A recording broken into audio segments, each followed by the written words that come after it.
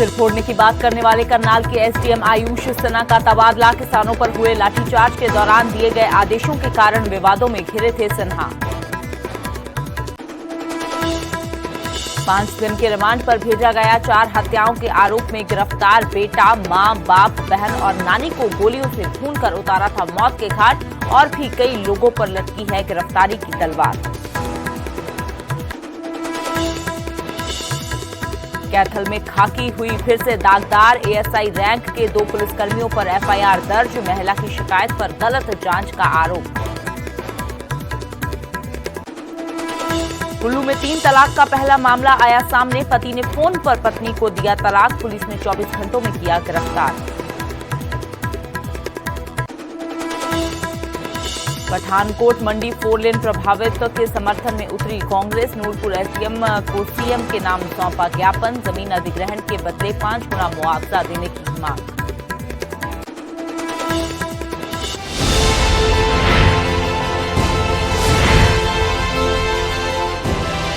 नमस्कार, न्यूज़ 18 पंजाब हरियाणा हिमाचल देख रहे हैं आप और आपके साथ मैं हूं अमृत वर्दी। बुलेटिन की शुरुआत करते हैं रोहतक के साथ, जहां दिल दहला देने वाली वारदात हुई और इस वारदात को आरोप एक बेटे की ओर से दिया गया। हत्या आरोपी अभिषेक की सीसीटीवी फुटेज सामने आई है, जो वारदात के बाद होटल में टहलता हुआ नजर आ रहा है। आरोपी का दोस्त भी उसके साथ ही मौजूद है। अभिषेक पर पूरे परिवार की हत्या करने का आरोप है। अभिषेक ने अपनी मां, बाप, बहन और नानी को गोलियों से भूनकर मौत के घाट उतार दिया। हालांकि काफी समय तक पुलिस को ये जो इधर उधर की बातें बताकर फंसाता रहा, लेकिन आखिरकार पुलिस के जबरदस्त तरीके से जो पूछताछ की गई उसमें इसने अपना जुर्म कबूल किया और ये माना कि किसी और ने नहीं बल्कि इसने खुद ही अपने माँ बाप और बहन को मौत के घाट उतारा है।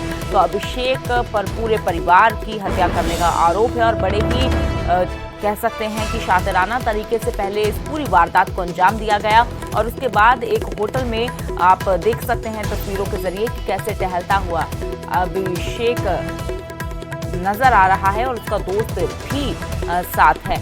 तो धीरेन्द्र हमारे सहयोगी ज्यादा जानकारी के लिए जुड़े हैं। धीरेन्द्र, वाकई में पूरे रोहतक को जो हिलाकर रख दिया, इस पूरे मामले में इतना ये चौंका देने वाला मामला था। फिलहाल कुछ पता चल पाया है कि आखिरकार इसने माना हो क्यों आखिरकार इस पूरी वारदात को अंजाम दिया, अपने ही पूरे परिवार को खत्म कर दिया, और इस सीसीटीवी के बारे में और ज्यादा क्या कुछ जानकारी है?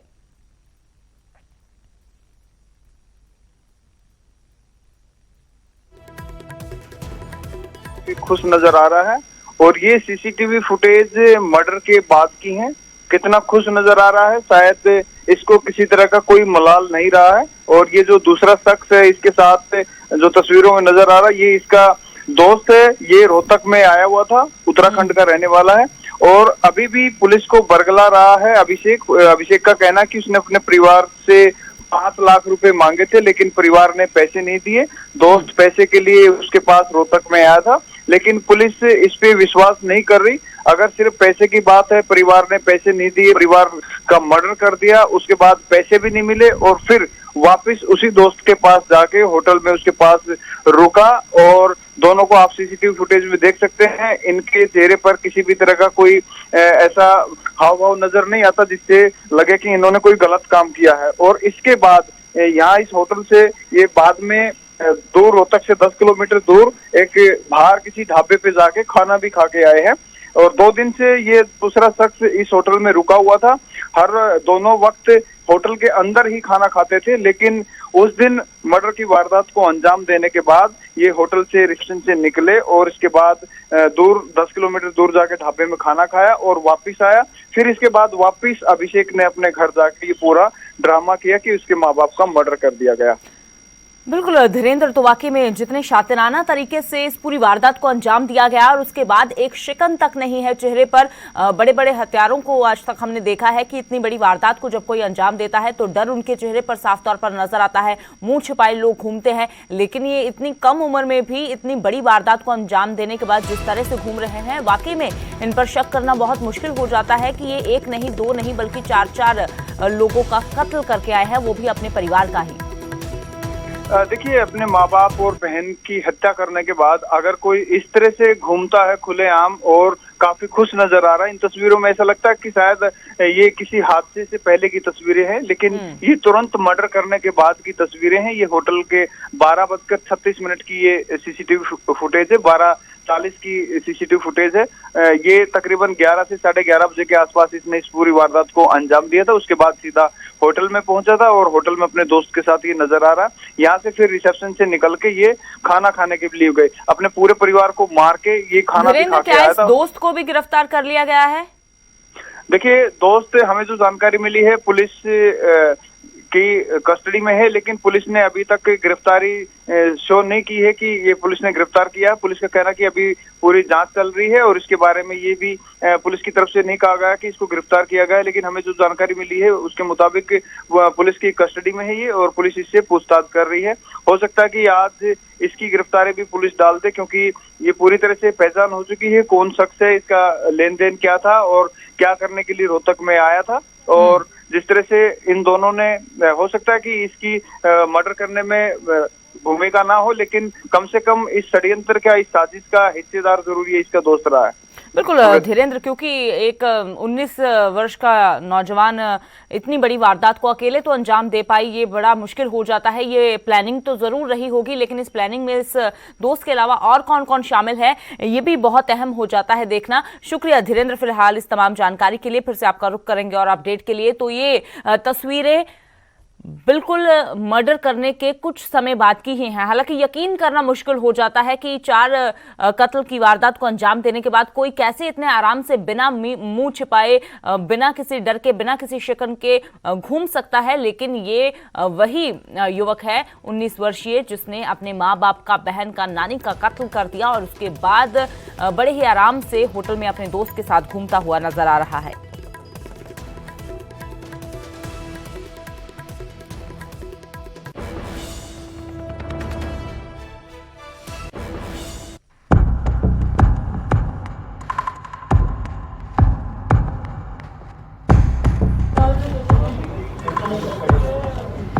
ये मंजर रोहतक के विजयनगर की बाग वाली गली का है। खून के इन छींटों ने बाग वाली गली को बदनाम कर दिया।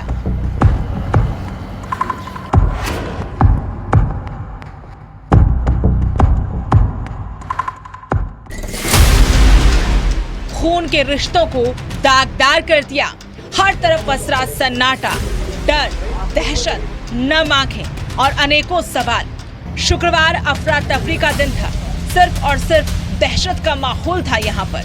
ये मंजर 27 अगस्त की दोपहर का है, जब रोहतक में झज्जर चुंगी स्थित विजयनगर की बाग वाली गली में रहने वाले पेशे से प्रॉपर्टी डीलर और पहलवान प्रदीप उर्फ बबलू, उसकी पत्नी, सास रोशनी और बेटी तमन्ना को घर में घुसकर गोली मार दी गई थी।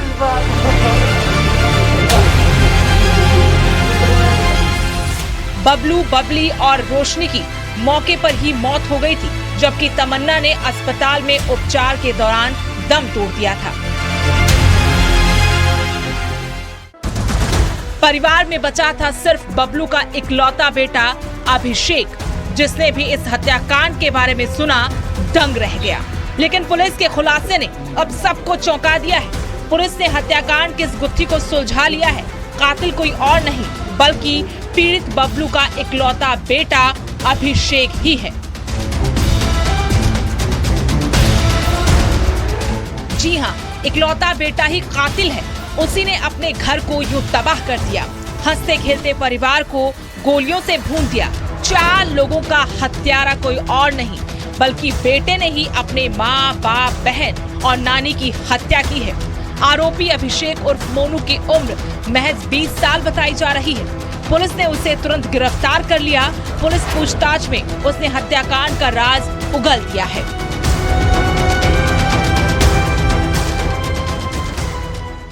उसमें शुरू से ही हम अलग अलग एंगल्स पे काम कर रहे थे।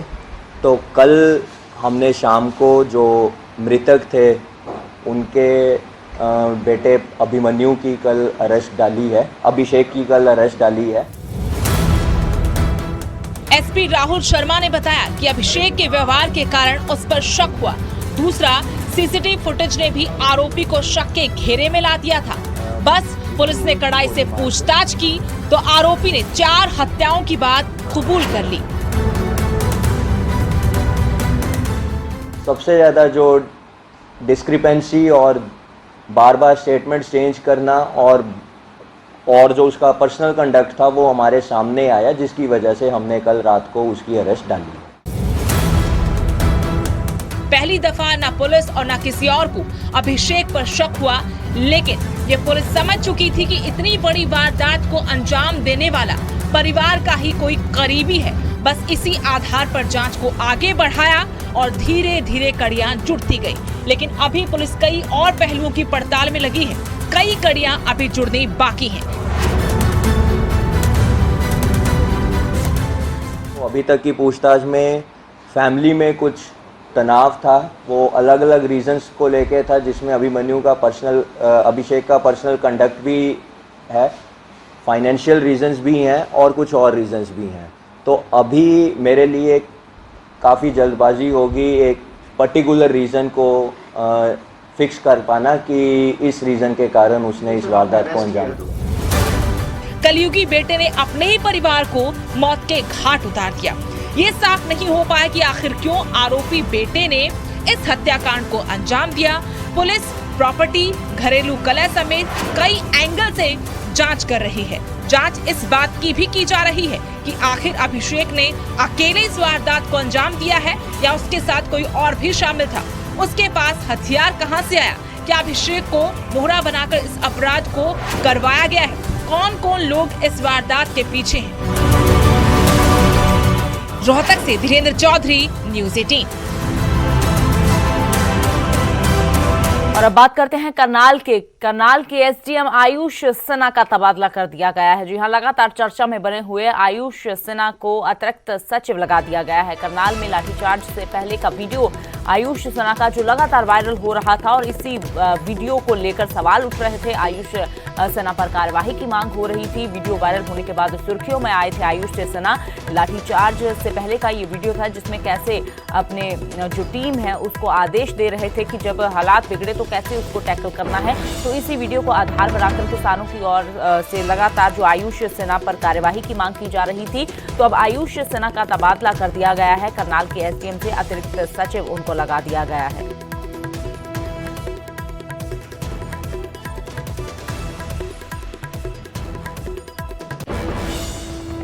और वहीं किसानों की लाठीचार्ज पर लगातार जहां सियासत गरमाई हुई है, वहां मूलचंद शर्मा का बयान सामने आया है। कैबिनेट मंत्री मूलचंद शर्मा ने बड़ा बयान देते कहा कि बदतमीजी करने वालों पर लाठियां ही बरसेंगी। आंदोलन में किसान कम, असामाजिक तत्व ज्यादा हैं। मूलचंद हरियाणा के किसान खेती कानूनों से खुश हैं, खेतों में काम कर रहे हैं। आंदोलन में शामिल जो किसान वे हैं वो हरियाणा के किसान नहीं है। ये लगातार हरियाणा के एक के बाद एक बीजेपी लीडरों की ओर से बयान दिए जाते हैं। इसको लेकर भी किसानों में गुस्सा इस कदर बढ़ा है कि बीजेपी के जो लीडर हैं, बीजेपी के नेता हैं, उनका विरोध लगातार हो रहा है। लेकिन अब मूलचंद शर्मा कैबिनेट मंत्री, उनकी ओर से बड़ा बयान दिया गया है कि बदतमीजी करने वालों पर लाठियां ही बरसेंगी। यानी कि इस घटना की निंदा तो क्या करनी थी, इस घटना के बारे में ये तो क्या कहना था कि इसके बारे में देखा जाएगा या ऐसा नहीं होना चाहिए था, बल्कि मूलचंद शर्मा ने कहा कि बदतमीजी करने वालों पर लाठियां ही बरसेंगी। यानी कि अब ये बयान बीजेपी की मुश्किलें और भी बढ़ा सकता है। जिस तरह की बदतमीजी कर रहे हैं, जिस तरह किसानों को कर रहे हैं, इन्हें क्या करें? अगर इनके लठ नहीं लगेंगे क्या लगेंगे? अगर मान लो किसान प्रदर्शन करे, आराम से करिए, कौन मना करता है? किसी के मान लो डिप्टी सीएम है उसके पीछे लग जाना, स्पीकर है उसके, एमएलए एमपी उसके पीछे का क्या तरीका है? कोई अपने सुख में जा रहा है, दुख में जा रहा है। अरे भाई ये क्या तरीका है? अब किसान क्या है कि इसमें तो ऐसा असामाजिक तत्व ज्यादा है, इसमें वो जो किसान ही नहीं है। तो वहीं किसानों पर हुए लाठीचार्ज को लेकर मेघालय के राज्यपाल सत्यपाल मलिक ने मनोहर लाल पर तीखा हमला बोला। उन्होंने मुख्यमंत्री पर किसानों को पिटवाने का आरोप लगाते हुए लाठीचार्ज का आदेश देने वाले एसडीएम को तुरंत बर्खास्त करने की मांग की। और इधर प्रदेश के मुखिया पर सवाल उठते ही बीजेपी नेताओं ने सत्यपाल मलिक को ही सवालों के कटघरे में खड़ा कर दिया। इसको सत्यपाल मलिक जी बताएंगे क्या कहा है, राज्यपाल हैं, कितने उससे भरोसे विश्वास से बात करिए, पर राज्यपाल जी को पूरी जानकारी नहीं होगी इन्होंने क्या करा है। राज्यपाल जी को जो इन्होंने करा है वो किसान कहाँ है? किसान तो खेत और खलियान में लगा हुआ है। देखिए, अगर सतपाल मलिक जी को इस प्रकार का लगता है कोई बात, तो जहां तक मुझे लगता है, जो राजनीतिक बात है जो मुझे लगती है, क्योंकि सतपाल मलिक जी का कार्यकाल पूरा है गया और बीजेपी 70 साल से आगे टिकट देती नहीं, चुनाव लड़ने के लिए इजाजत नहीं देती, तो ऐसे में उनको लगता है, मुझे लगता है कि उनकी उम्र भी शायद 70 साल से ऊपर अब है, ज़्यादा है उनकी 70 साल से, तो ऐसे में वो अपना राजनीतिक भविष्य तलाश रहे हैं और इसलिए अगला चुनाव कहाँ से लड़ा जाए, कैसे लड़ा जाए, शायद उनके दिमाग में इस प्रकार की बात है। तो पर मेरा सुझाव ये है कि जो गरिमा वाला पद है ये, इसमें बैठ के इस प्रकार की बयानबाजी करने की बजाय अगर उनका रुचि है तो उन्हें वहाँ से त्याग पत्र दे देना चाहिए। कि हरियाणा के मुख्यमंत्री मनोहर लाल खट्टर को इस्तीफा दे देना चाहिए और उनको माफी मांगनी चाहिए। उनको ये लगता है कि करनाल में जो लाठीचार्ज हुआ उसके जिम्मेदार मुख्यमंत्री हैं। एक बात तो आदरणीय गवर्नर साहब सत्यपाल मलिक जी, मैं आपको कहना चाहती हूँ और आपसे पूछना भी चाहती हूँ कि किसी भी प्रदेश का मुख्यमंत्री कानून व्यवस्था को बनाने के लिए अगर आदेश देता है कि कानून व्यवस्था खराब नहीं होनी चाहिए और उपद्रव वगैरह हो रहा है तो उसको कंट्रोल करना चाहिए, अगर इस तरह का वो आदेश देता है तो वो मुख्यमंत्री की क्या गलती है। और अब खबर हिमाचल से। कुल्लू में 3 तलाक का पहला मामला सामने आया है। पति ने फोन पर पत्नी को तलाक दिया। पीड़ित महिला ने पुलिस को इसकी शिकायत सौंपी, जिसके बाद आरोपी को गिरफ्तार कर लिया गया। पीड़ित महिला के ससुराल पक्ष पर टॉर्चर करने का आरोप लगा है। हालांकि पीड़ित महिला सलमा के ससुर ने बशीर मोहम्मद सभी जो आरोपों से इनकार कर रहे हैं और सभी आरोपों को निराधार बता रहे हैं। फिलहाल इस मामले में पति को गिरफ्तार कर लिया गया है। 3 तलाक का पहला मामला कुल्लू में सामने आया है। 3 तलाक का जो मामला हमने इनके जो एसपी साहब को सारा बताया था, उन्होंने ये जो मामला है महिला पुलिस थाना में यहाँ पर फॉरवर्ड कर दिया था। तो आज मतलब इस चीज़ के हमारी काउंसलिंग हुई और उन्होंने जो मेरे पास सबूत थे उस चीज़ को सामने रखते हुए जो दोषी है मतलब उनको पनिशमेंट के लिए गिरफ्तार कर दिया है। वो ये गई थी मायके में ना, उसने बोला था घर आ जा, ये चाहती है कि वहाँ माँ बाप के पास रहना। मैं एक इकलौता बेटा है, एक बेटा है मेरे पास, वो बोलता है मैं अपने माँ बाप को छोड़ के नहीं जाता हूँ। तो नीत ने आना भाई अपनी तलाक ले, एक बोलने से 3 लफाज बना ले इसने। और कोविड-19 महामारी की बात करते हैं, जिसने परस्पर निर्भरता की भावना को सुदृढ़ किया है, जिससे कि पूरा देश इस विपत्ति का एकजुट होकर मुकाबला कर सके। नेटवर्क 18 इस मुहिम में हर कदम पर आपके साथ है, क्योंकि जब तक सभी सुरक्षित नहीं होंगे तब तक कोई भी सुरक्षित नहीं होगा। इसी सोच के आधार पर हमारे कैंपेन संजीवनी का लक्ष्य यह सुनिश्चित करना है कि वैक्सीन पाना सभी भारतीयों का अधिकार है।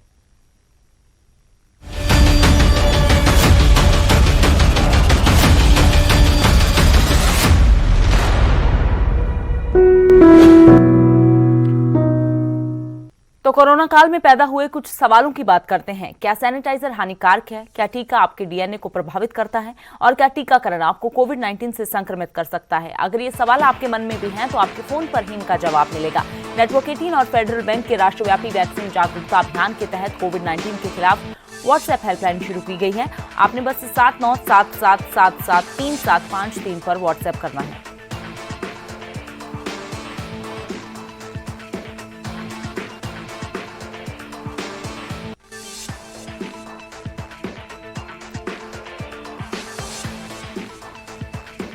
तो देश में कोरोना के केसेस काफी बड़े हैं। ऐसे में मास्क ही सबसे बड़ा हथियार है। हम आपसे बार बार अपील करते हैं कि आप मास्क जरूर पहनें। इसको लेकर न्यूज़ 18 ने एक मुहिम भी शुरू की है, #मास्क पहनो इंडिया। आप खुद से ये प्रण लीजिए कि जब तक ये महामारी है आप मास्क नहीं उतारेंगे।